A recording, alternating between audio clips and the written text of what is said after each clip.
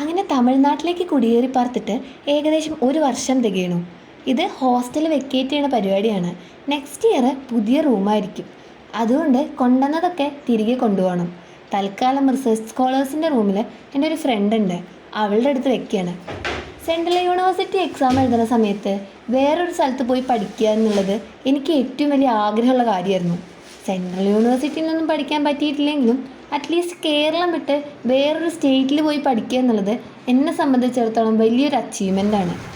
ഭാഷ അറിയില്ല, നാടറിയില്ല, ഒന്നും അറിയാതെ ഇവിടെ വന്നിട്ട് അത്യാവശ്യം പിടിച്ചു നിൽക്കാനുള്ള തമിഴൊക്കെ പഠിച്ചു. അമ്പലത്തിലും കല്യാണത്തിനും മാത്രം മുല്ലപ്പൂ കണ്ടിരുന്നിടത്ത് നിന്ന് ഡെയിലി മുല്ലപ്പൂ ചൂടുന്ന ആൾക്കാർ, പിന്നെ തൈര് സാദം, സാമ്പാർ സാദം, പൊങ്കലും ഒക്കെ ജീവിതത്തിൻ്റെ ഒരു ഭാഗമായി. നാട്ടിൽ പഠിച്ചിരുന്നുവെങ്കിൽ ഒരുപക്ഷെ ഞാൻ ചെയ്യാത്ത അറിയാത്ത സൈക്കോളജിയിൽ ഒരുപാട് ഫീൽഡ് മനസ്സിലായി, പല ക്യാരക്ടറുകളുള്ള മനുഷ്യരെ കണ്ടു.